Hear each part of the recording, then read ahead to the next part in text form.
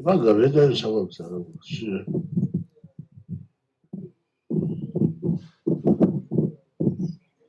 Bonjour à notre communauté Teams qui nous rejoint petit à petit, je suis déjà sur Facebook, puisque comme je l'avais annoncé, donc nous l'avions annoncé, cette édition serait en direct sur notre plateforme Facebook. Il est 16h. Je vous propose de commencer. Alors, a-t-on moyen d'avoir le président Alexis d'une autre... Alors, on a un petit souci avec le président Alexis. Je vais essayer de voir si on peut le régler après. Envoyer un message, je vais essayer de contacter le président, ne vous inquiétez pas. En tout cas, messieurs, bonjour. Bonjour. Merci d'avoir répondu à notre invitation pour ce Teams Magazine. Le président Alexis est en train de nous rejoindre, président de la Ligue régionale de basketball. Comme vous vous en doutez, cette émission se tient dans des conditions un petit peu particulières, hein, mais ce qui compte finalement, c'est qu'on puisse continuer notre mission d'information. En tout cas, vous le savez et vous êtes d'ailleurs les acteurs de cette actualité. La marche du monde a été stoppée par le Covid-19. La Guadeloupe n'échappe pas à la règle, le pays est paralysé et avec lui, un de ses moteurs sociaux, le sport. Une date structure désormais un peu toutes les projections. Le 11 mai, elle a été annoncée lors de la dernière allocution du président de la République. Bonjour, président Alexis, merci de nous rejoindre pour ce direct. Donc, ce serait la date, le 11 mai, ce serait la date du déconfinement. Et finalement, alors aujourd'hui, quelques nouvelles sont tombées sur les modalités de ce déconfinement, mais on en sait encore on en sait encore très peu. Et pour le sport, c'est encore pire. On a très peu de visibilité sur comment le monde du sport va pouvoir se réorganiser. Il y a beaucoup d'incertitudes, quand reprendre, sur quelle modalité, avec ou sans spectateurs. On a appris d'ailleurs, avant de commencer cette émission, que les championnats d'Europe d'athlétisme seraient annulés et il n'y avait pas de report envisageable sur 2021. Donc, beaucoup de questions se posent actuellement dans le monde du sport et la Guadeloupe aussi a ses interrogations. Pour tenter de répondre à ces questions, nous avons un panel d'acteurs du sport mondial. Je vais vous présenter ces acteurs. Vous avez Julien Delan, président de la Ligue régionale d'athlétisme. Bonjour, monsieur Delan. Bonjour. J'ai aussi monsieur Patrice Alexis, président de la Ligue régionale de basket. Bonjour, président. Bonjour à tous. J'ai aussi à ses côtés Steve Bistoquet, qui est le président du Fox Futsal. Merci d'être avec nous, Steve Bistoquet. Bonjour à tous. Monsieur Didier Nourry, CTN de la Ligue de badminton. Bonjour, monsieur Nourry. Bonjour, CTN. Et avec nous, pour éclairer un petit peu ce débat, Fred Bedoué, un formateur du sport, très actif dans le monde associatif guadeloupéen, observateur attentif de la vie sportive. Merci d'être avec nous, monsieur Bedoué. Bonjour à tous, merci. Alors, on va commencer cette émission avec quelques faits. En mars dernier, les premières annulations ont commencé. On a eu, d'ailleurs, à préciser que la Fédération de badminton a été la première à annoncer la tenue d'une saison blanche en raison du Covid-19.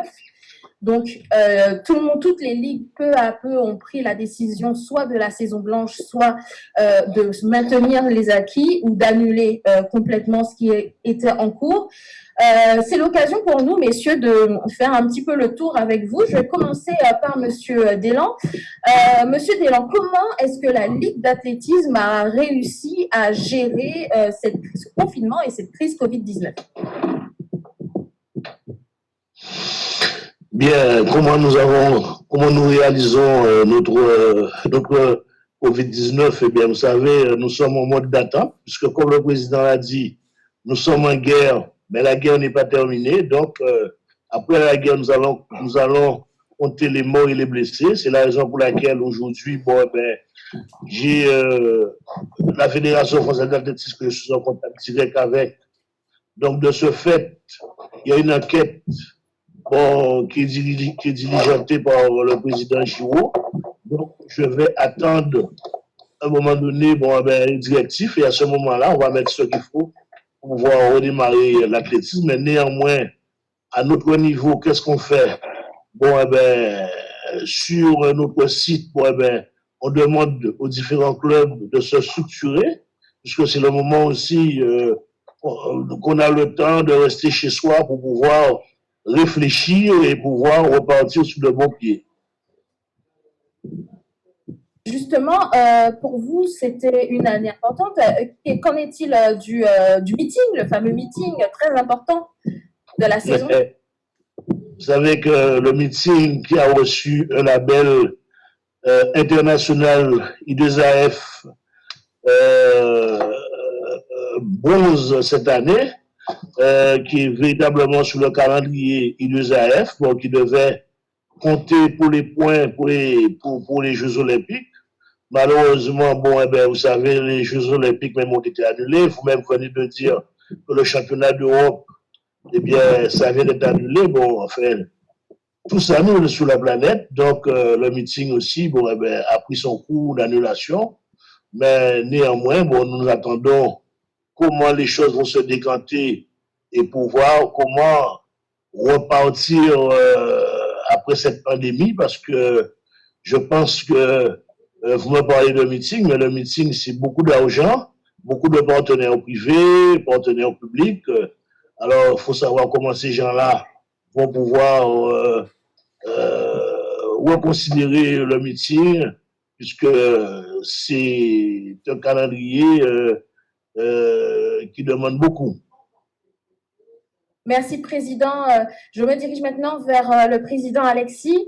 Très rapidement, le 28 mars dernier, la Fédération française de basketball a arrêté les championnats amateurs. Il a annoncé qu'il n'y aurait pas de mouvement dans le classement, pas de montée, pas de descente.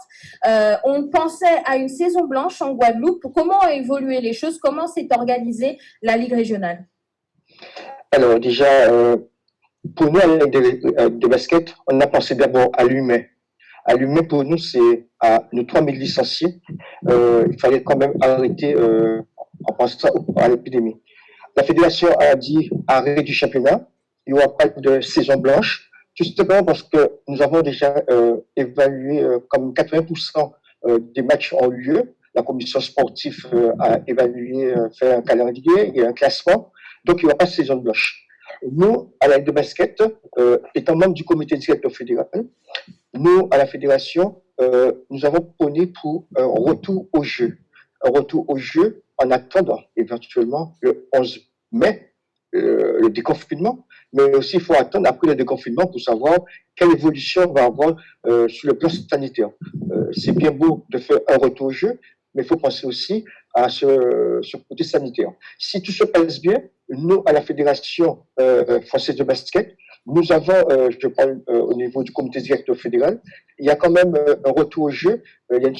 Chaque ligue doit proposer un calendrier de retour au jeu, ce dont nous avons demandé à chaque club de nous présenter un mode de championnat, un mode, pas championnat de basket, mais le 3-3, le 5-5. Il faut savoir qu'au niveau de la de basket, nous sommes conscients de l'état du fait qu'il n'y a pas de montée, il n'y a pas de descente. Ce matin encore, j'ai eu des présidents qui me demandent de monter, mais j'estime que le plus important pour nous, c'est l'humain. C'est vrai qu'il n'y a pas de montée, mais on est conscient. Nous sommes prêts. On attend le retour à la normale. Après le 11 mai, il faut attendre le retour sanitaire. On pense, comme disait le président Delan, nous allons lancer d'ici vendredi une enquête avec PSL, l'association Sport Loisirs, une enquête vers nos clubs. Nous allons lancer aussi une formation à distance avec le président. On va voir comment se met d'accord pour restructurer les clubs. Parce que après la reprise, comme disait le président, ce ne sera pas comme avant. Et tout va changer. Je pense que c'est le moment de tout mettre à plat et de revoir le système, un nouveau mode économique pour le basket guadeloupéen. Mais je préfère dire un modèle économique pour le sport en général en Guadeloupe. Quand on parle beaucoup de l'économie, le travail, etc. Mais il y a un pan de la société guadeloupéenne qu'on a oublié jusqu'à maintenant, on n'en parle pas. Ce sont les associations qui, quand même, il y a un gros pan au niveau du monde économique en Guadeloupe. Donc, tout ceci doit être mis à table. Je pense que les autorités politiques y pensent. Peut-être pour le moment, on pense aux salariés, mais il ne faut pas oublier ce pan. Vraiment, un pan, c'est le pan associatif, culturel et sportif. Steve Bistoquet, vous êtes le président du FAX Futsal. Alors, il faut le savoir, la saison du futsal en Guadeloupe était déjà bien avancée. Comment est-ce que votre club et puis le futsal UFOLEP a géré cette crise du Covid-19? Tout d'abord, la fédération UFOLEP, donc au niveau national, a donné comme consigne de ne pas se précipiter, justement. Donc, pour l'instant, on était un peu comme pas mal de ligues et comités, à savoir qu'on attendait de voir ce qui se passait. Il semblerait de toute façon que les compétitions telles qu'on aimerait quelque part qu'elles se passent, c'est difficilement envisageable avant le mois de juillet. Donc, nous, on est encore dans une phase de consultation au niveau de l'UFOLEP, mais on s'oriente quand même plutôt sur une interruption de la compétition au niveau du futsal. Donc nous, on va également attendre donc la reprise, le déconfinement et les différentes phases de déconfinement pour savoir qu'est-ce qu'on met en place, sachant que nous, notre date de championnat, le championnat débute en général le premier dimanche d'octobre. Donc, on espère justement que d'ici là, on aura non seulement le temps de régler cette situation sanitaire, mais également d'avoir aussi un peu de recul pour que les équipes se préparent convenablement afin de débuter la saison. Mais si ça continue comme ça, on risque effectivement d'interrompre la saison telle qu'elle s'est déroulée. Il nous restait que 3 matchs, même s'il restait les playoffs ainsi que la coupe. Mais donc nous, on essaierait de voir si on peut mettre en place des actions pour que petit à petit, les joueurs comme le public puissent retrouver aussi leur petit passe-temps, leur petit plaisir, et aussi cette communion qu'il y a entre le public et les acteurs, parce que ça aussi c'est important. On voit le nombre de personnes qui en profitent maintenant pour faire un peu de sport. Ça montre bien qu'il y a un besoin. Et aussi, comme nous, on est aussi affiliés à l'UFOLEP, il ne faut pas perdre de vue qu'il y a le côté éducatif et social est très très important au niveau de notre fédération. Donc là, à ce niveau-là, au niveau du comité directeur, on est très à l'écoute de ça, et je pense que d'ici une semaine, en tout cas pour le 11 mai, on en saura beaucoup plus, à savoir exactement ce qui est mis en place, ce qui va être déclaré, mais on se projette déjà sur l'année prochaine, en tout cas. Merci. Nous n'avons pas en fait les contraintes de monter et descendre. Comme nous, au niveau du futsal, nous sommes une ligue fermée. Il n'y a pas de lésés. Soit on détermine une équipe championne, soit on décide qu'il y a une saison blanche et on reprend l'année prochaine sur de nouvelles bases. D'accord. Monsieur Nouri, pour le badminton, c'était une année très importante. Je rappelle, il était prévu le premier Open international de badminton en Guadeloupe. Forcément, le Covid-19 a modifié les plans. Au niveau de la Ligue de Guadeloupe de badminton, comment est-ce que les choses se sont organisées? Et puis surtout, comment est-ce que vous avez géré cette annulation d'un événement assez important? Alors effectivement, il y avait notre premier Open international avec une dizaine de métropolitains, des joueurs de la zone anti-Guyane qui voulaient venir. Donc ça, c'était fin mai. Mais avant ça, nous organisons, c'était prévu en tout cas fin avril, d'organiser le championnat anti-Guyane, auquel nous étions champions depuis l'année dernière. Donc, qui s'était prévu de se dérouler au Palais des Sports du Gosier. Donc, c'était prévu de faire un grand événement, ramener des personnes intergénérationnelles.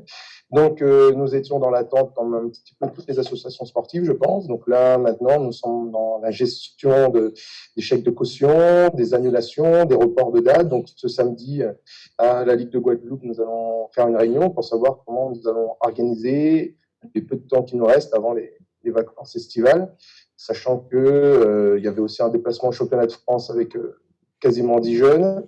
Donc voilà, il y a un petit peu de chamboulement en fin de saison. Donc ça, c'est le côté sportif, mais il y a aussi, comme disait le président tout à l'heure, il y a le côté humain. Donc on essaie de garder contact avec les adhérents. Nous essayons de mettre en place des petits challenges parce que la fidélisation est quand même importante. On n'est pas une grosse ligue comme 3000 licenciés.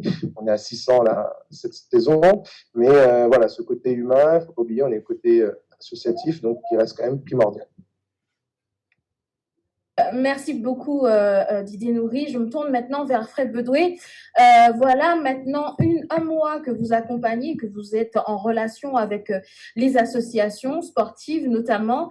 Quelles sont les questions qu'elles vous posent dans cette crise? Comment ont réagi un petit peu leurs dirigeants et face à l'arsenal, il faut le dire, l'arsenal aussi légal dû aux annulations, dû aux montées-descentes. Quel est le pouls finalement de ce milieu associatif sportif en Guadeloupe? Alors, pour l'instant, malheureusement, on n'a pas trop de chiffres d'un point de vue local sur les impacts du Covid-19. D'un point de vue national, le Cosmos, qui est le syndicat des employeurs du sport, estime à une perte de 1,8 milliard sur l'arrêt des activités sportives, et rien que pour le monde associatif, ça serait 121 millions d'euros, donc ça fait des chiffres assez importants. Aujourd'hui, en Guadeloupe, on a à peu près 8000 associations, tous secteurs confondus, et 915 clubs qui représentent 60 000 licenciés. Donc, il faut absolument, comme Didier Nourry et puis Steve l'indiquaient, qu'on préserve sa communauté à travers son club sportif. L'État parle de distanciation sociale. Moi, j'ai envie de dire, il vaut mieux parler de distanciation physique. On n'a pas le droit, effectivement, d'être en rapport physique avec ses adhérents, mais rien ne nous empêche de continuer à avoir des relations via les outils Internet, le téléphone ou les mails avec ses adhérents, et c'est la première chose que je pourrais dire, c'est continuer à conserver du lien, alors que ça soit une ligue avec ses clubs ou un club avec ses adhérents, pour avoir un lien avec sa communauté, parce que lorsqu'on va nous demander de repartir au moment du déconfinement, faut pas qu'ils aient le sentiment qu'on les a laissés tomber. Donc ça, c'est la première inquiétude que pourraient avoir les clubs, c'est la relation avec les adhérents. La deuxième inquiétude, elle est sur le sponsoring et le mécénat.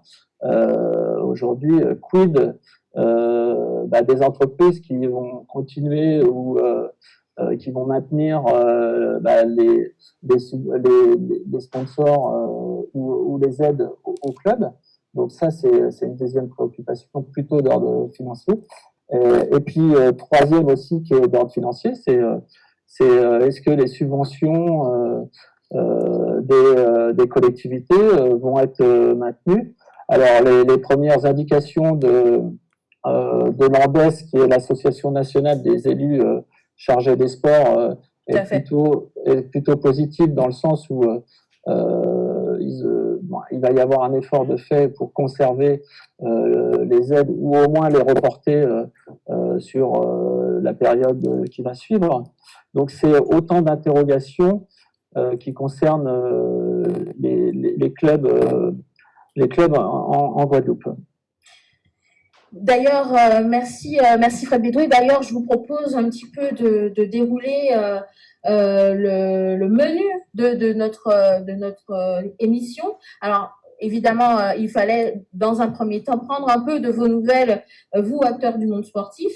En deuxième temps, on va évoquer la sortie de crise. On y est presque, potentiellement à quelques jours du déconfinement. Dans un troisième temps, on va parler des performances. Ça fait quand même un mois quasiment d'arrêt ou de ralentissement dans la préparation physique. Donc, c'est quelque chose aussi à prendre en compte. Et puis, Fred Bédoué, on a déjà avancé un petit peu sur ce sujet, mais aussi quelle gestion économique pour ces clubs, ces ligues et comités.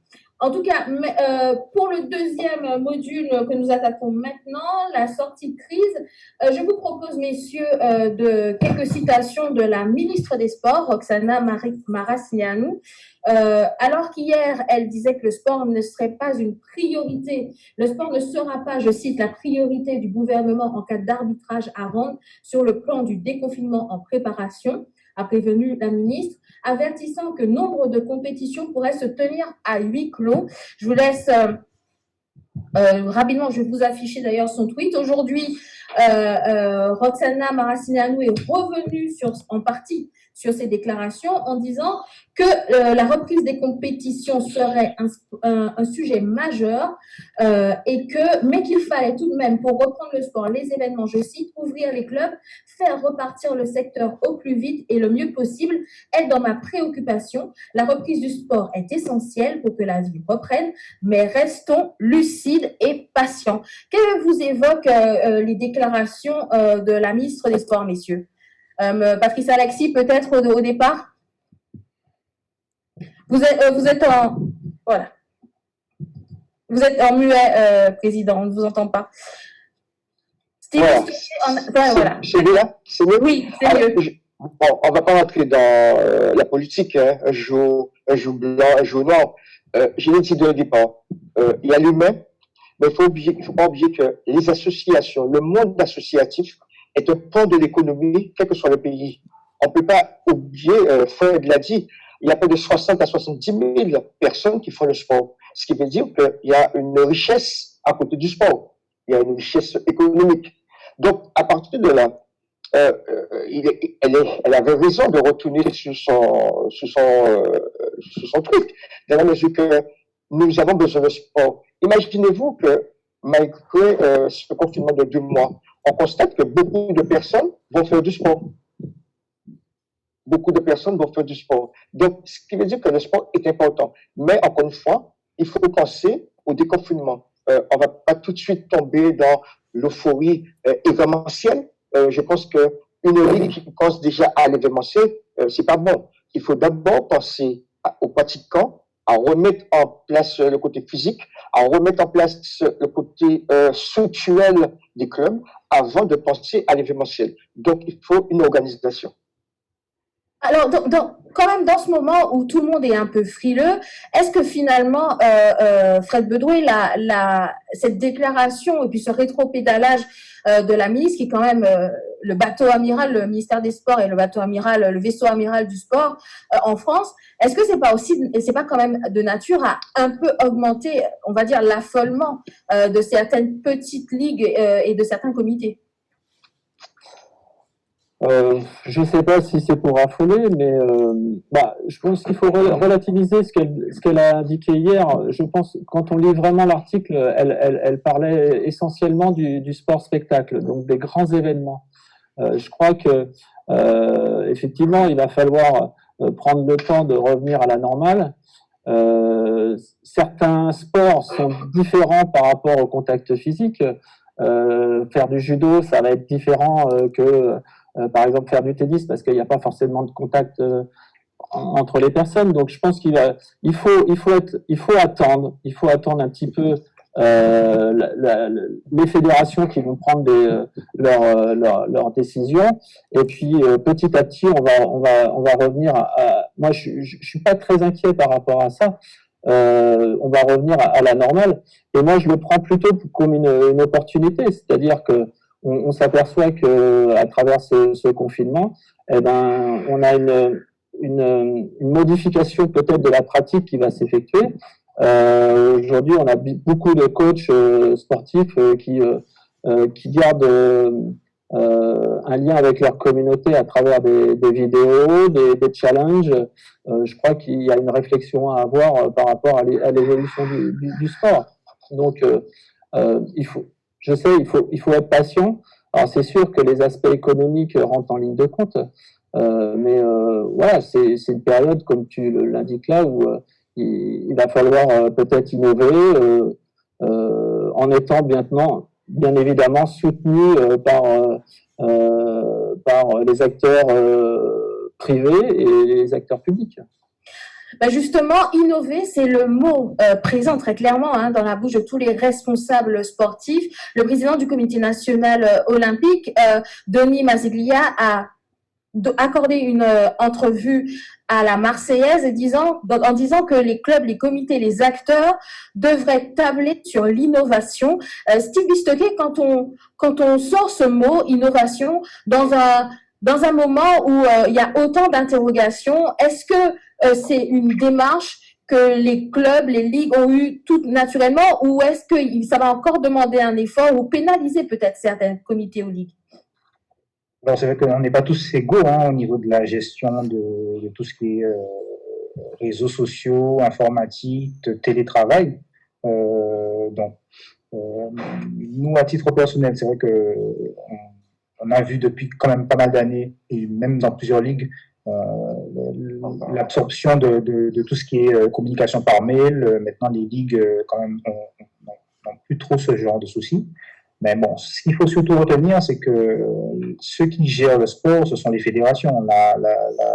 Le ministère des Sports, lui, quelque part, il régit, mais sur le terrain, fondamentalement, ce sont les ligues, les comités qui gèrent au quotidien. Donc, la façon dont je rejoins Fred quand il dit qu'il faut attendre, de toute façon, il faut attendre de voir si nos proches peuvent déjà se déplacer, peuvent sortir, parce qu'ensuite, effectivement, le sport, même si il peut être un très très bon vecteur de reprise économique, donc ce qui quelque part peut s'opposer aux propos de la ministre, le sport doit d'abord être un moyen d'être ensemble et de quelque part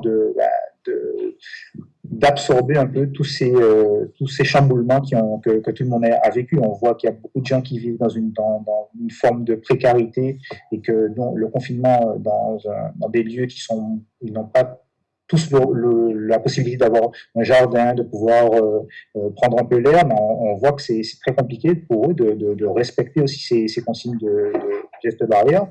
Et donc le sport, quelque part, on sait que c'est la dernière soupape qui va permettre par la suite de vivre peut-être un déconfinement plus calme, plus serein.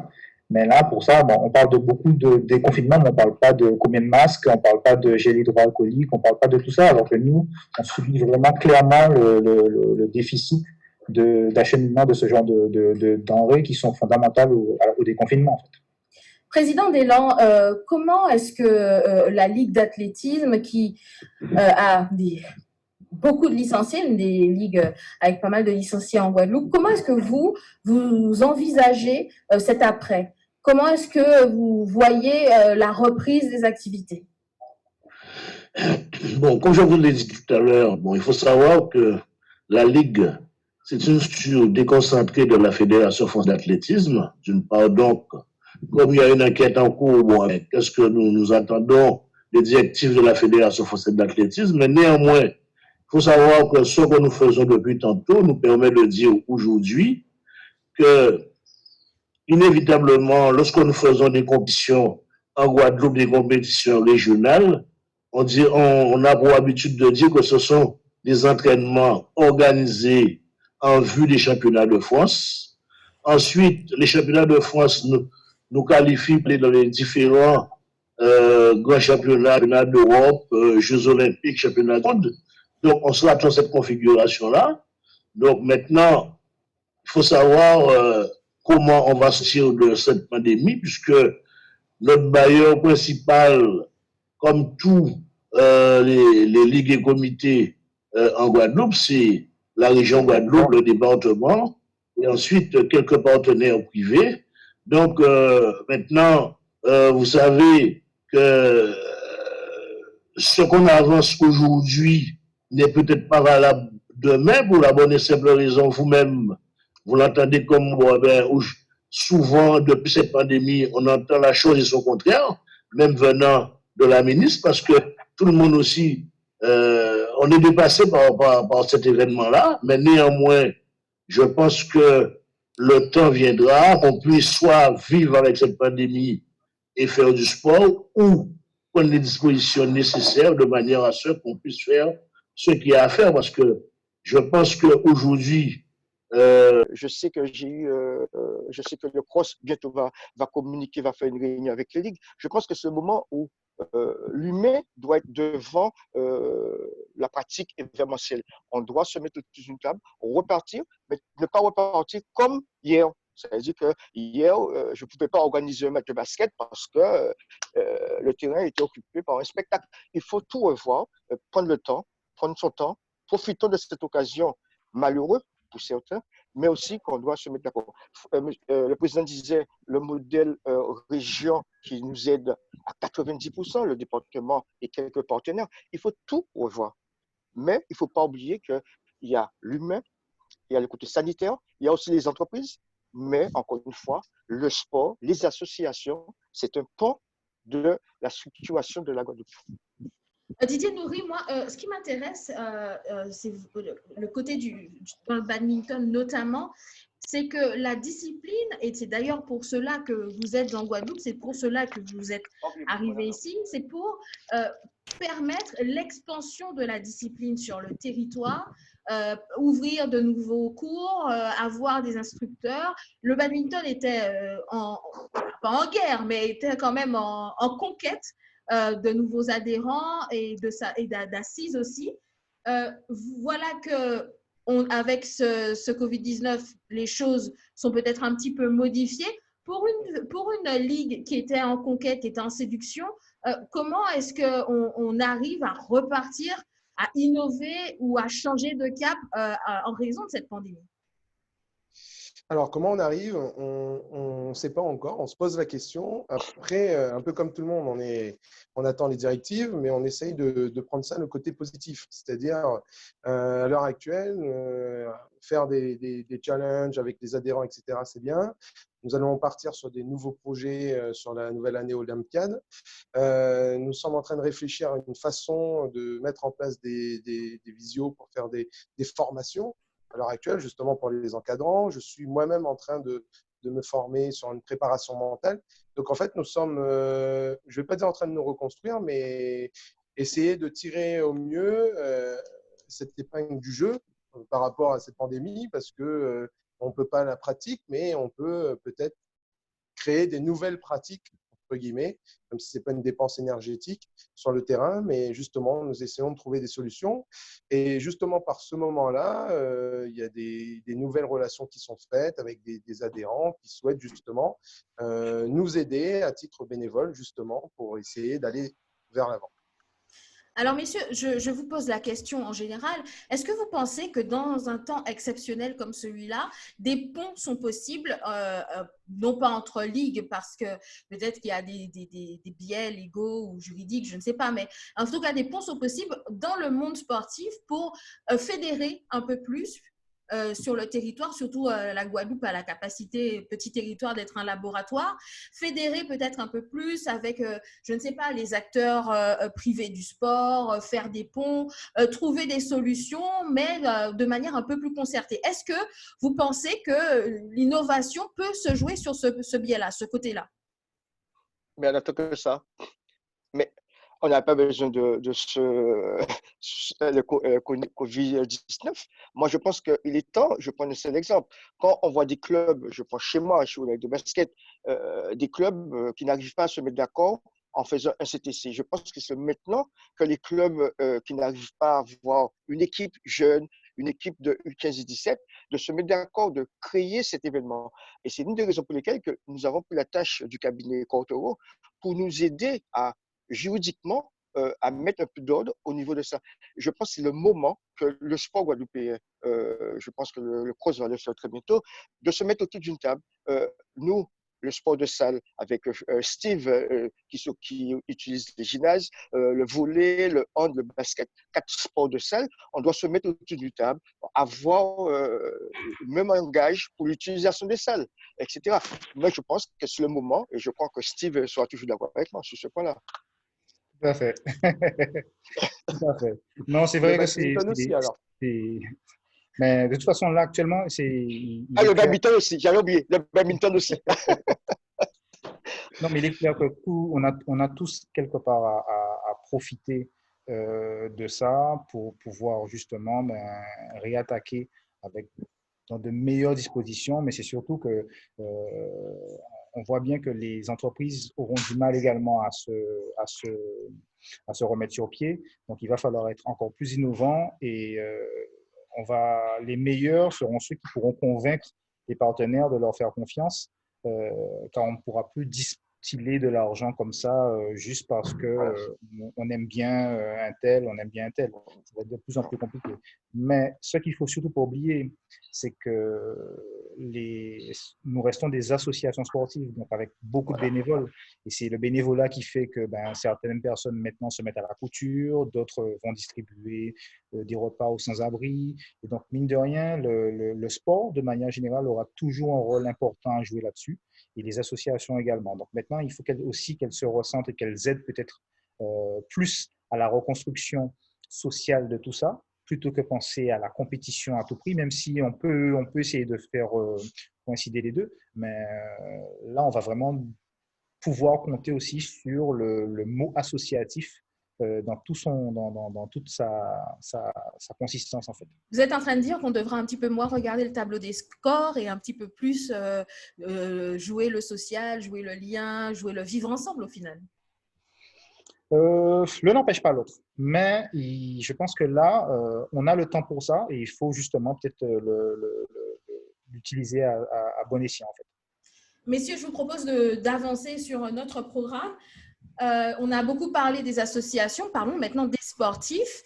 Voilà un mois que les entraînements se font en mode light ou en tout cas en mode intensif pour ceux qui ont les moyens, mais la plupart du temps en mode light. On a quand même une dimension de la performance dans le sport. À quelle performance est-ce qu'on va devoir s'attendre après cet arrêt et surtout après les adaptations qui auront lieu après cet arrêt? Est-ce que nos sportifs vont se relever sportivement de cette crise? Je lance la parole à celui qui veut la prendre. Moi, je pense que là, c'est un des rares moments dans l'année où je m'entraîne plus que mes joueurs, probablement.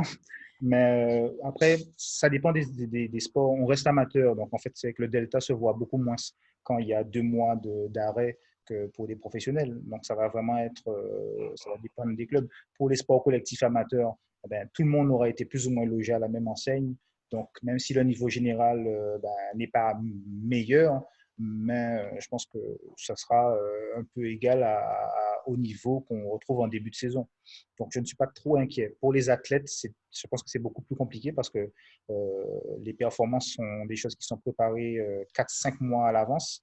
Donc, c'est vrai que c'est plus délicat. Pour les sports de raquettes ou même le basket, l'adresse, c'est quelque chose quand même ça doit revenir. Mais je pense que ça reviendra relativement vite parce que bon, on n'a pas des tireurs d'élite comme en NBA non plus. Hein, donc, ça devrait pouvoir prendre de manière raisonnable. Donc, moi, je ne suis pas particulièrement inquiet là-dessus. On n'est pas à un niveau de sport spectacle comme on peut le voir aux États-Unis ou en métropole.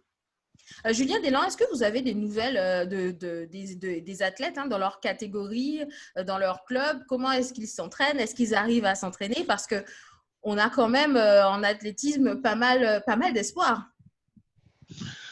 Oui, je sais que les athlètes s'entraînent convenablement, enfin pas convenablement, mais néanmoins, ils s'entretiennent pour pouvoir attendre avec impatience le moment venu. Mais ce sont des athlètes qui ont des entraîneurs, qui ont quand même un savoir-faire.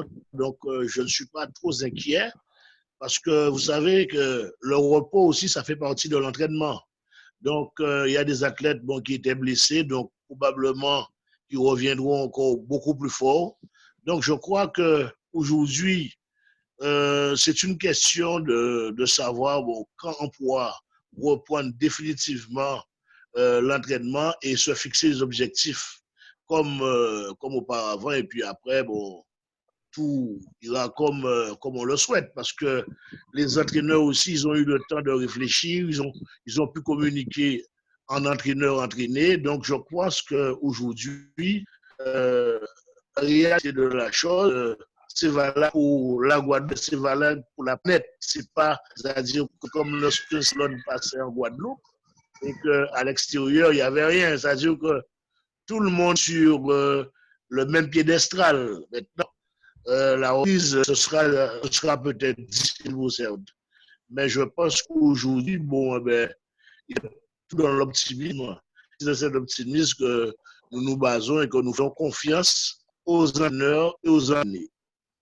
Les JO ont été Pour aller, oui, pour aller dans le sens de ce élan, tout le monde est logé à la même enseigne, dans le monde entier. L'épidémie coronavirus, tout le monde est logé. Mais la chance que nous avons au niveau, je parle au niveau du basket, c'est que notre championnat, il restait 3 matchs chez les jeunes et chez les seniors. Nous avons déjà quand même avec les techniciens qui est Patrick Cam, Philippe Puri et Maurice Boidio, nous avons quand même eu déjà des joueurs qui étaient déjà détectés, par exemple. Et là, il restait 3 matchs. Donc, pour nous, les joueurs entraient en vacances. Donc maintenant, ce qui est important après la crise sanitaire, la reprise, etc., de refaire ce qu'on appelle chez nous, on va faire le retour au jeu, de permettre d'abord à l'événementiel, permettre à ces jeunes, à les parents, de rejouer, de repenser au championnat. Et à nous, à la Ligue, de revoir le modèle de championnat pour permettre qu'on retrouve notre ambition qui est, comme nous sommes tous des amateurs, de permettre au maximum de jeunes de partir d'ici 1 an, 2 ans. Mais je sais, et je le dis encore une fois, rien ne sera comme avant, parce qu'il ne faut pas oublier que les enfants, les jeunes, ça fait 3 mois qu'ils ne sont pas à l'école. Quelle sera la priorité des parents après? Donc, il y a tout un ensemble, l'éducation, le sport, on doit tous s'asseoir autour d'une table et savoir qu'est-ce qu'on veut, tout en sachant qu'il y a aussi le problème juridique, parce que nous avons des joueurs à nous qui ont signé des contrats. Qu'est-ce qu'ils vont devenir? Il y a tout un ensemble. Et c'est pour ça que je dis, prenons le temps, attendons le confinement. Et après, le responsable du sport de la Guadeloupe, le président Alain Souez, va réunir les présidents avec les juristes. On va savoir qu'est-ce qu'on doit faire, où doit aller. Et après, les CTS, tels que le badminton, le basket, l'athlétisme, le cyclisme, vont se mettre d'accord pour prendre un livre blanc pour la reprise du sport en Guadeloupe.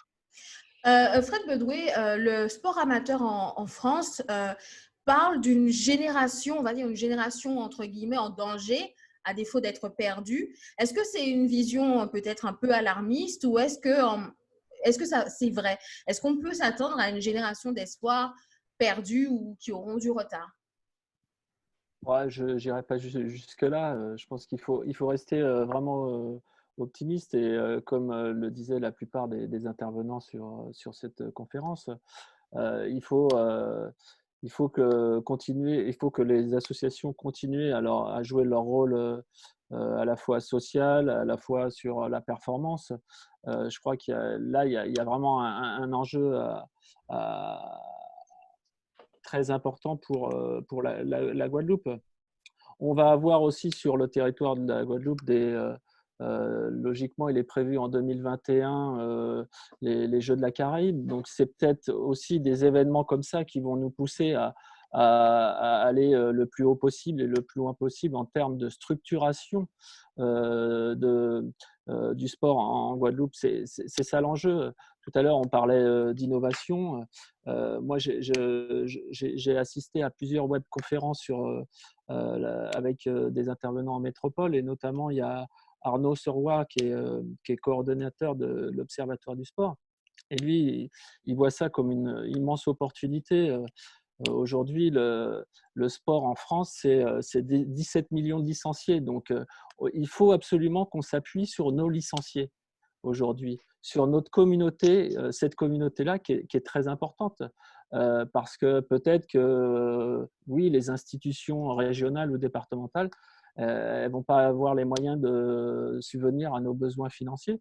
Donc, c'est peut-être à partir de notre communauté qu'il va falloir insister. Et lui, il a émis une idée qui est assez intéressante, c'est qu'il parle d'une banque solidaire du sport. Pourquoi on ne s'appuierait pas sur sur cette manne importante de licenciés et de bénévoles, parce que c'est 17 millions de licenciés, mais c'est 3,5 millions de bénévoles en France.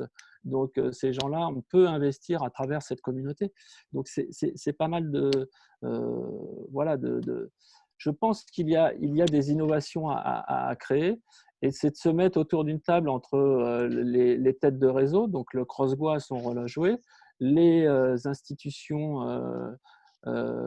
les ligues, les centres de formation, le CREPS Antilles-Guyane, le CFA Calamus, tout ça, il y a de l'expertise, qu'on se mette autour d'une table et qu'on réfléchisse vraiment.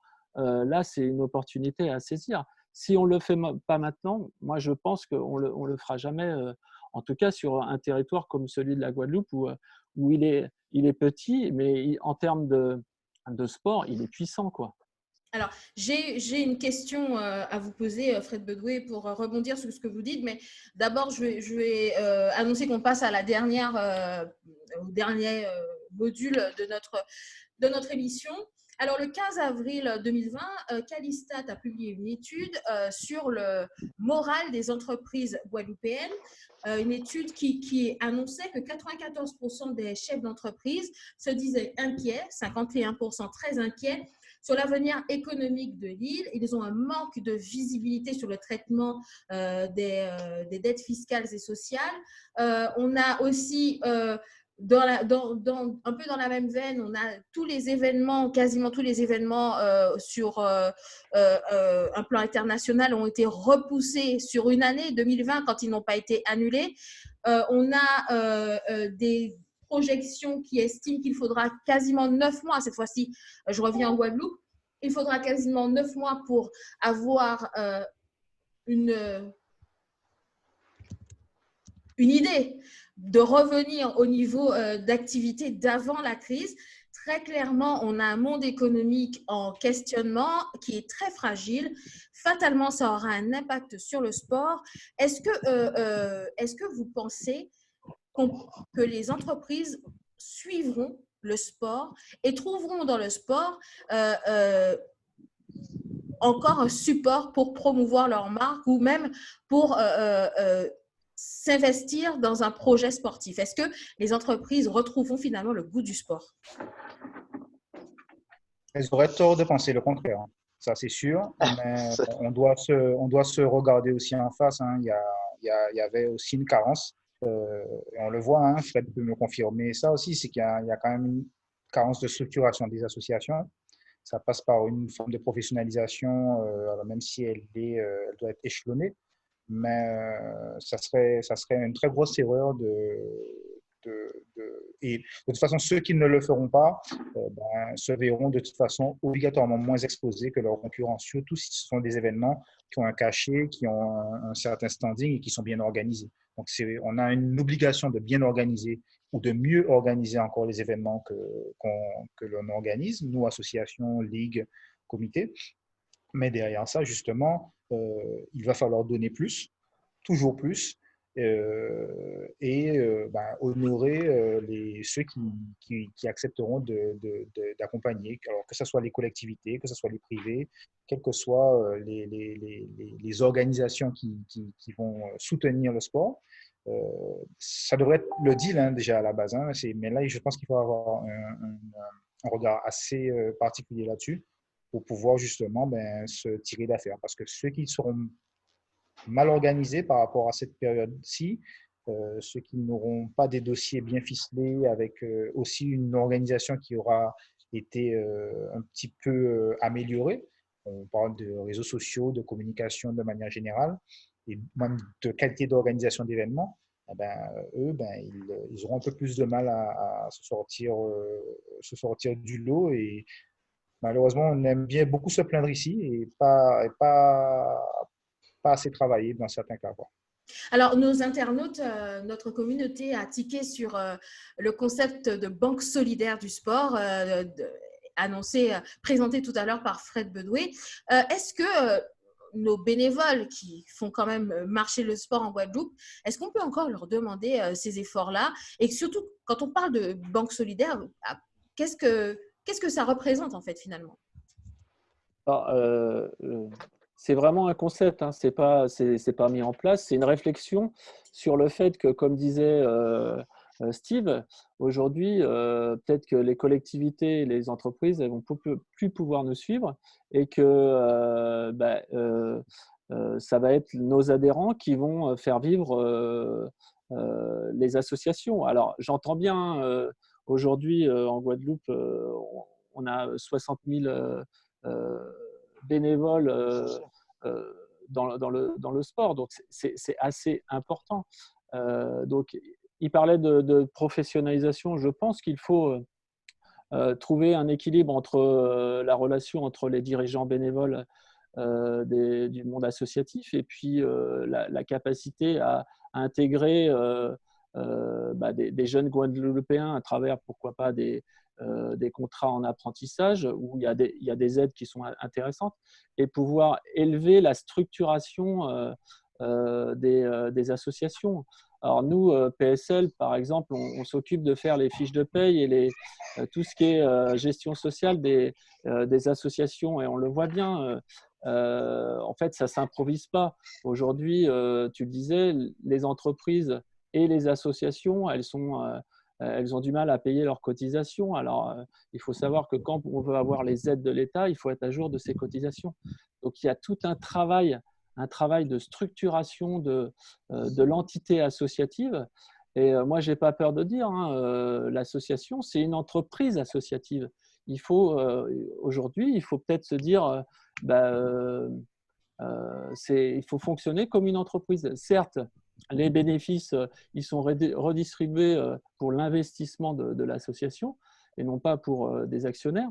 Mais je pense qu'il y a peut-être une réflexion à avoir là-dessus, quoi. Donc, mais moi, je reste confiant sur notre capacité à relever ce défi, quoi. Didier Nourry, est-ce que les bénévoles du badminton, qui sont aussi le moteur du sport, on les voit d'ailleurs sur les compétitions sportives, ils font les foires, ils ne sont pas les seuls, hein, ce n'est pas d'ailleurs la seule discipline où ça a lieu, mais en tout cas, on voit que les bénévoles du badminton sont très, très actifs. Est-ce qu'on peut compter sur eux, on pourra compter sur eux pour soutenir la Ligue dans les prochains développements? Oui, moi je reste confiant, bénévole. Comme a donné les chiffres tout à l'heure Fred, j'ai plus en tête, mais il y a toujours eu du bénévolat et ça existera toujours. Donc après, voilà, il faudrait qu'on en discute sur les projets et pour qu'on puisse avancer de l'avant. Mais je reste confiant et je crois à nos bénévoles. Messieurs, aujourd'hui, Juste un déconfinement. petit mot. Juste un petit mot concernant ce que Fred a prôné. Je dis qu'il faut rester, je suis d'accord, Banque Populaire, etc. Mais le sport, quand même, est géré par une ligue. Et la ligue est gérée par une fédération. Il faut aussi que les fédérations, quelles que soient les fédérations, basket, peu importe, jouent aussi le jeu vis-à-vis les ligues. Sommes d'accord? Oui. Non, on vous voit très bien, ne vous inquiétez pas. D'accord. Donc, à partir de là, les ligues, il y a des cadres juridiques. Il y a la région, il y a le département, il y a les épiques qui doivent jouer le jeu pour les associations. Les bénévoles, ce n'est pas le rôle des bénévoles d'aider une association. Il faut les aider. Ça, en Guadeloupe, on sait faire. Moi, je dis encore une fois, chacun doit rester à leur place. Nous, au niveau de l'aide de basket, nous avons demandé déjà à la fédération qui vient de voter une subvention de 500 000 € pour les clubs pour la reprise des jeux. Le retour au jeu est financé par la fédération pour permettre aux licenciés, les licenciés de la Fédération française de basket, dont la Guadeloupe fait partie, la reprise des jeux. Il suffit de monter le programme. Je suis entièrement d'accord avec Steve. Mais malgré qu'il y a des entreprises, malgré qu'il y a des ligues qui montent de super dossiers, etc., mais il faut savoir, le tissu économique de la Guadeloupe ne permet pas d'aider toutes les ligues et comités pour organiser. Et c'est pour ça que je dis que l'événementiel doit passer pour le moment en deuxième plan. Maintenant, organisons-nous dans les clubs, aidons les clubs à se structurer, d'avoir un bureau, un secrétariat, la communication, profitons de ce moment, de travailler ensemble. Je peux très bien appeler Steve pour me donner un conseil, s'il peut m'appeler. Pourquoi ne pas partager les partenaires? Parce que le partenaire de Steve, le partenaire du badminton, etc., ce sont mes partenaires. Pourquoi ne... Attention, on ne vous entend plus, Président. En tout cas, Président Alexis, est-ce que... Voilà, super. Voilà. Donc, vous disiez, voilà, le partage des partenaires. Des partenaires, ça veut dire qu'on doit arriver à un moment au niveau, par exemple, Steve a des super partenaires, j'ai des partenaires, Delan a des partenaires, le badminton de partenaires. Ce sont les mêmes partenaires qu'on retrouve. Ce sont les mêmes partenaires qu'on retrouve au basket. On a encore perdu le président, voilà. C'est quelqu'un qui m'appelle en même temps, de monter des projets communs pour le sport guadeloupéen et de faire une équation, etc. Moi, je pense que nous sommes des amateurs. Steve a des licenciés, ce sont des Guadeloupéens. Moi, je vais au Guadeloupe du futsal, je vais au Guadeloupe de l'athlétisme, j'aime bien le badminton. Nous sommes des Guadeloupéens. Nous devons nous asseoir au-dessus d'une table et de voir comment trouver une solution pour aider le sport. Ceci dit, il y a quand même une question à se poser. On ne sait pas s'il y aura du chômage, on ne sait pas quelles aides sociales devront être mises en place à la fin de ce confinement. Est-ce que la région et le département qui financent aussi le sport parmi d'autres choses, est-ce qu'on va pouvoir retrouver le même soutien de ces institutions pour le sport qu'avant la crise? Est-ce qu'on va garder un meeting régional d'athlétisme? Est-ce qu'on va garder une coupe départementale de basket ou de handball? Est-ce que ces institutions qui vont fatalement, et je pense notamment au département avec les aides sociales, est-ce que ces institutions, elles continueront à suivre le sport en Guadeloupe? Mais il faudrait poser la question aux bonnes personnes. Bon, parce que nous sommes dans un concept.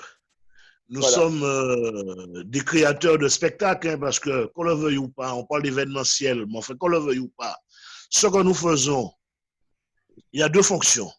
C'est-à-dire, vous avez le développement, qui est le ressort de donner les jeunes certaines dimensions, puisque nous avons comme directif aussi de former les hommes et les femmes de demain, et aussi des athlètes et des sportifs performants. Aujourd'hui, on s'attend aussi qu'au niveau de l'événementiel, bon, ben, est-ce que tout sera comme avant? Ça, on ne le sait pas. Mais néanmoins, aussi, on peut toujours faire de l'événementiel, je dirais, local, enfin régional, interrégional, national, international. Ça dépendra comment on va sortir de cette pandémie. Donc, je pense que faudrait pas faire non plus trop d'illusions, puisque nous entendons comment les chefs d'entreprise, comment eux, ils disent qu'ils souffrent énormément, mais on aura quand même la réponse à cette question dans pas très longtemps, je pense vers le mois de juillet, août, septembre, octobre, eh bien, la nouvelle entrée scolaire, on saura un peu comment les choses iront véritablement, parce que vous savez, lorsque vous sortez dans une crise mondiale, eh bien, les choses ne sont pas faciles, mais néanmoins, comme on parle de partenariat, on parle de sponsor, il faut savoir que jusqu'à hier, toutes les entreprises normalement constituées avaient un budget de communication, budget avec lequel, bon, ils pouvaient faire des choix sur des différentes disciplines. Par exemple, vous avez des partenaires qui préfèrent le badminton au football ou au basket, etc., etc. Mais demain, nous saurons exactement dans quel état ces entreprises vont sortir de cette pandémie. Et là, je pense que la priorité des priorités, ce sera peut-être déjà de sauver les emplois et ensuite après de retrouver la vie d'une manière coutumière, je dirais entre guillemets, pour la bonne et simple raison que le sport, c'est quelque chose dont on a besoin, certes, mais il faut savoir aussi que des fois, on ne met pas le sport dans la priorité des priorités. Donc, je dis qu'aujourd'hui, bon, ben, il faut être patient. Et avec la patience, bon, ben, on saura que, sur quel pied danser, quoi. Parce qu'aujourd'hui, nous faisons beaucoup de plans sur la planète, mais le moment venu, bon, on va tirer les conséquences. C'est la raison pour laquelle j'ai dit en préambule, le président a dit que nous sommes en guerre, mais le 11 mai, on ne sera pas sorti de la guerre, hein, puisque le 11 mai, je ne pense pas que la pandémie va disparaître, pardon, le virus va disparaître. Va s'arrêter. D'ailleurs, on parlait de conserver les emplois. Certains sportifs ont aussi un travail. On ne sait pas s'ils pourront le garder, ce travail, s'ils auront toujours le sport en priorité au déconfinement. Fred Bedouet, j'aimerais vous entendre sur ce point-là. Est-ce qu'on pourra compter sur nos institutions publiques, vous pensez, dans les mois qui viennent? Ben, on peut, j'espère que oui, à condition que les acteurs du terrain montrent leur capacité à se mettre ensemble, à travailler ensemble et à produire des projets territoriaux de développement du sport en Guadeloupe. Il est là l'enjeu. Moi je pense, hein, c'est ma vision, il faut arrêter de toujours attendre sur le conseil régional ou le conseil départemental. Il faut absolument que ça vienne d'en bas. Et aujourd'hui, on le voit bien. Avec cette crise-là, on a vu que, par exemple, le milieu hospitalier, les infirmières, tous les secteurs de santé, les solutions, elles sont venues d'en bas. Elles ne sont pas venues d'en haut, parce que si on attend en haut, on va attendre longtemps, quoi. Donc là, l'idée, vraiment, c'est que tous les acteurs qui gravitent autour du sport se mettent autour d'une table et puis réfléchissent à vraiment un plan de développement du sport. C'est vrai que la compétence du sport, c'est la région. Aujourd'hui, c'est elle qui détermine une politique sportive.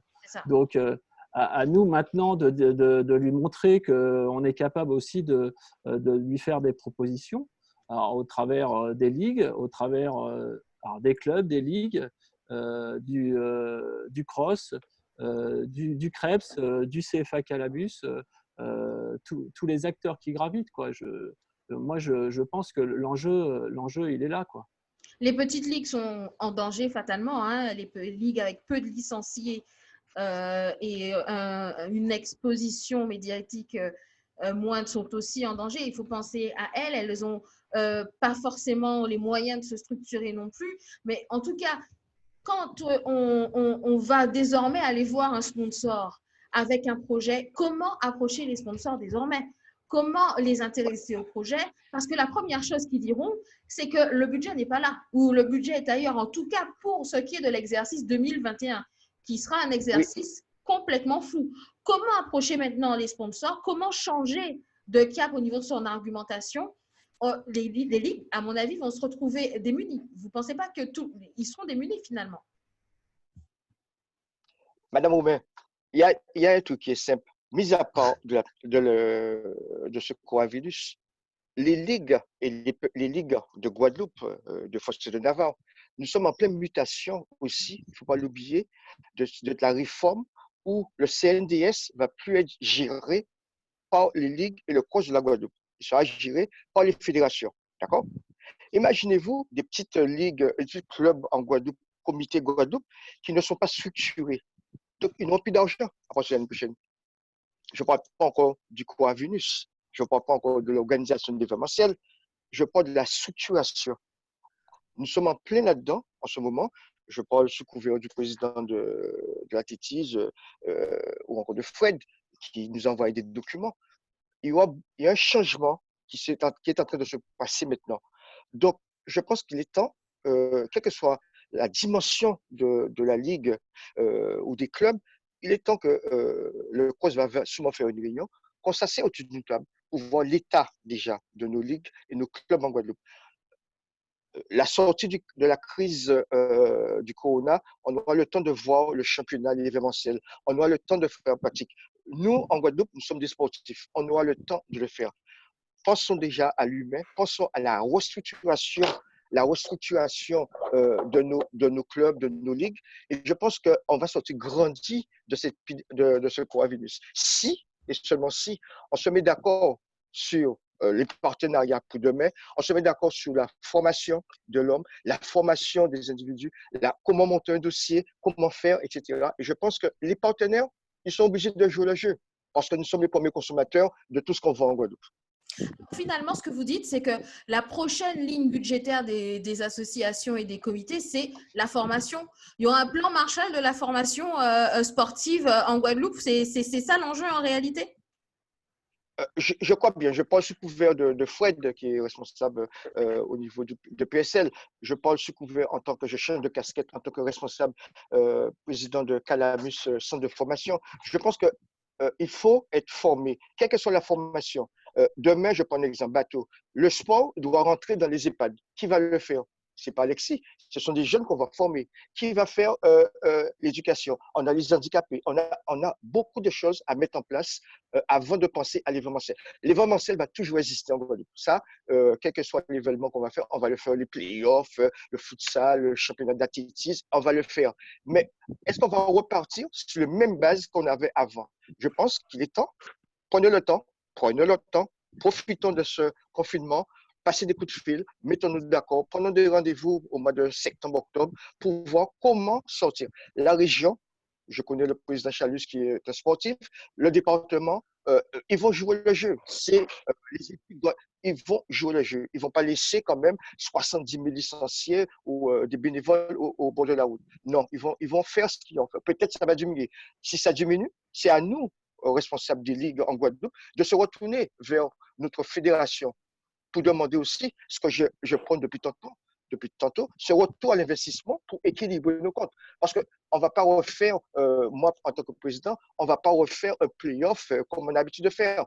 Il faut baisser les voilures pour passer à autre chose. Moi, je pense qu'il faut s'entourer maintenant des professionnels. Et Steve l'a bien expliqué, que sur le plan juridique, que sur le plan organisationnel, de façon pour recadrer et aider les clubs à se structurer. Je pense que c'est là qu'on doit faire. Après, les licenciés, les jeunes, c'est à nous, comme disait le président Delan, de rester en contact avec nos licenciés. Comment les clubs vont… Je pense que c'est là. Après, on aura le temps. Moi, je crois qu'il y a deux parties. L'événementiel, c'est pas pour demain.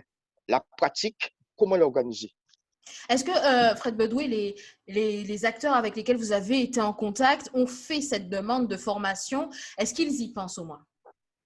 Alors, il faut savoir quelques chiffres pour resituer. En Guadeloupe, on a à peu près 900 associations qui sont employeurs.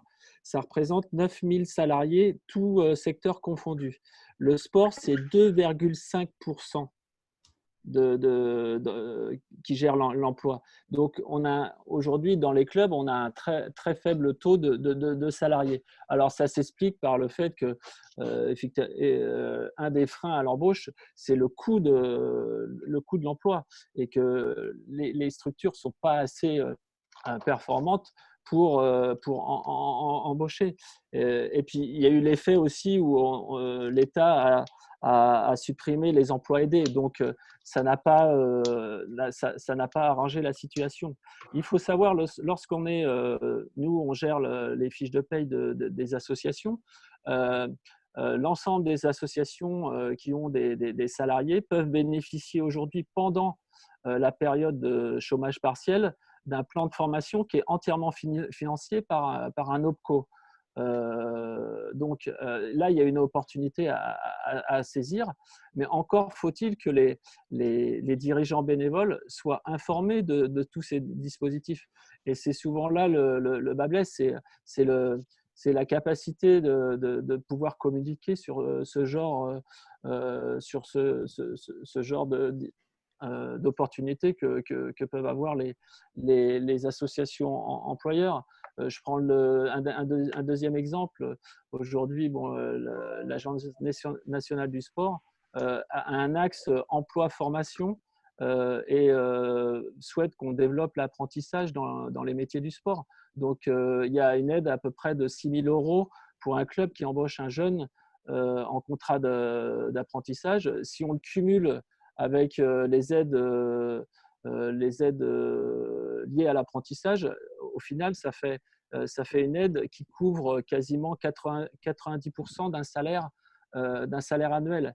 Mais la difficulté des clubs, c'est d'avoir un peu de trésorerie parce qu'il faut avancer cet argent.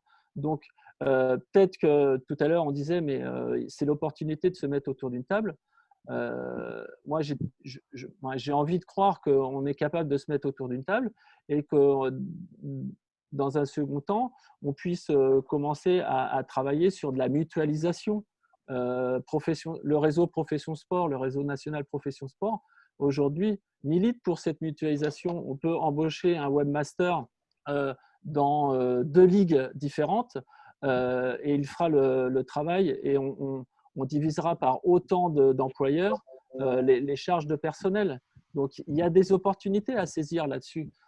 Mais voilà, c'est notre capacité en Guadeloupe à changer les mentalités et de se dire je ne suis pas tout seul dans mon coin, on se met ensemble et on travaille sur au moins pour réduire les charges qui sont importantes, notamment liées à l'emploi. Donc, je pense que là, il y a vraiment quelque chose à jouer sur ce secteur. Je vais vraiment entendre Steve Vistoquet et Didier Nourry sur ce point-là parce que on a eu l'occasion de vous interviewer, Steve Vistoquet, et vous disiez à quel point au niveau du futsal, la formation avait été même inscrite, je crois, j'espère ne pas me tromper, dans le cahier des charges de ce championnat. Didier Nourry aussi a été très impliqué dans la formation. Est-ce qu'on peut envisager un nouvel effort encore plus grand sur la formation pour vos disciplines? Sylvie Stocké? Alors, plus grand pour nous, ça va être compliqué parce que c'est vraiment dans nos gènes, notamment par rapport à la compétition qui est à futsal. Mais c'est vrai que ça traduit, si on pouvait avoir une vraie crainte en fait actuellement, c'est qu'on se rend compte quand même que les gens sont beaucoup tributaires pour se former, pour s'auto-former, ou voire même se former par le biais de formations qui leur sont proposées à titre bénévole. Ils sont ils sont pas tous égaux sur les disponibilités professionnelles qui leur permettent d'assister à des formations. Des fois, on est obligé d'écourter les formations, de les saccader. Et ça aussi, une reprise économique un peu plus compliquée peut rendre ça encore plus difficile. Donc, il faut aussi intégrer ça dans la réflexion pour que, dès lors, on ait de meilleurs bénévoles, mieux formés, de meilleurs dirigeants pour aussi appréhender. Je suis sûr que M. Alexis, il aimerait bien pouvoir compter sur 100% des membres de son comité directeur, voire même de clubs qui soient eux-mêmes encore plus structurés. Mais pour ça, il faut que ceci ait le temps. Et on ne peut pas tous être j'ai tendance à dire, l'amateurisme n'exclut pas l'excellence. On peut espérer faire mieux si on est plus consciencieux, si on trouve le temps de se former, mais il y a des fois une autre marche à franchir, à savoir vraiment se professionnaliser, faire appel à des professionnels, trouver les financements pour pouvoir les rétribuer dignement, et voire même pouvoir susciter des vocations. Et ça, c'est encore une autre étape. Et malheureusement, là, on est dans une sorte de machine à laver où tout est à refaire. On doit en plus rajouter quelque part cette difficulté-là, à savoir que des personnes qui sont prêtes à se former puissent trouver le temps professionnellement de se former, voire même au bout d'un moment, quitter leur emploi pour pouvoir se professionnaliser dans une activité sportive dans laquelle leurs qualités font référence. C'est là où, par exemple, l'outil qui est le MBA Sport Management du CREPS a aussi un rôle à jouer. Et je crois savoir que c'est un outil qui aurait aussi besoin de soutien pour continuer. Didier Nourry, la formation pour la Ligue de badminton, ça va aussi devenir une charnière, un point important? Complètement, hein. On réfléchissait déjà avant la pandémie. Le souci, c'est que comme pour toutes les associations, c'est que le bénévolat s'essouffle, même si on a besoin, mais on tire énormément sur la corde. C'est qu'ils sont là, généralement les bénévoles, ils sont dans une discipline, mais ils sont aussi dans d'autres disciplines, sportives ou culturelles. Donc après, on arrive à un moment un peu charnière, c'est de savoir justement comment on peut faire la passation, de passer bénévolat à justement être salarié. Merci beaucoup, Didier Nourry. On était parti sur 40 minutes, on a largement débordé, mais bon, c'est aussi la liberté d'être sur Internet. Peut-être un dernier mot, messieurs, sur cette crise, sur le sport, sur les perspectives. Un mot d'espoir peut-être à donner? Bon, ben, je me permets quand même de vous remercier pour comme cette émission parce que ça fait quand même, c'est déjà un départ pour l'après-pandémie, puisque imaginez-vous quand même que on parle de tout, mais le sport, bon, ben, c'est un peu très caché. Grâce à cette émission, ben, je pense quand même que on va savoir un certain nombre de choses et passer cette difficulté, on pourra rebondir de manière importante, mais de toutes les manières, le sport, ça ne meurt jamais. Hein. De toute façon, d'une manière ou d'une autre, je suis optimiste à 200%. Je pense que, surtout en Guadeloupe, on trouvera les locomotives qu'il faut pour pouvoir faire renaître le sport guadeloupéen, puisque le sport guadeloupéen, depuis tantôt, a toujours été dans toutes les disciplines sur le plan international très, très, très, très fort. Donc, c'est pas ce Covid-19 qui va nous faire baisser les bras. Je pense que je profite aussi de cette occasion pour pouvoir donner la force à tout un chacun qui donne, parce qu'il faut savoir que nous faisons les mêmes choses. Nous avons la même passion pour pouvoir réussir notre discipline. Les disciplines sont différentes, mais néanmoins, nous représentons la Guadeloupe. Merci beaucoup, Président Delan. Merci, messieurs, de nous avoir accordé ce temps pour poser quelques bases de réflexion sur la reprise de ce sport en Guadeloupe. Merci de votre présence, de votre disponibilité. Je vous me permets de vous souhaiter un bon retour au jeu, comme l'a dit Patrice Alexis. Merci à nos abonnés. Merci à nos abonnés de nous avoir suivis sur ce format. Messieurs, bonne soirée, hein, désormais. Bonne soirée à vous. Et puis, cette petite édition spéciale, peut-être va-t-on la retrouver au fur et à mesure de cette crise. C'est une première, comme dit Fred. C'est une bonne première et on constate que ça manquait que les responsables de sport en Guadeloupe se rencontrent. Je pense que tout le monde ici présent, on est en contact avec nos clubs, mais se voir, se parler, et je pense qu'on doit continuer ce débat entre nous, les ligues. Et je pense que le cross, j'ai eu déjà le cross qui va faire aussi une super réunion. Mais le débat doit continuer. Comme dit le président Delan, nous sommes débattants au niveau de la Guadeloupe. Nous sommes des donneurs de champions au niveau national et international. Nous allons continuer, mais peut-être pas dans les mêmes moyens. Il faut s'entourer des professionnels. Une petite information avant de nous quitter, c'est au niveau du cyclisme, puisque nous devions recevoir le CRC, mais qui est en travaux intenses aussi, le cyclisme sur lequel beaucoup d'interrogations pèsent, mais je vous invite à retrouver des développements très rapidement sur nos réseaux. Merci messieurs, bonne journée et bonne soirée à vous, et puis à bientôt.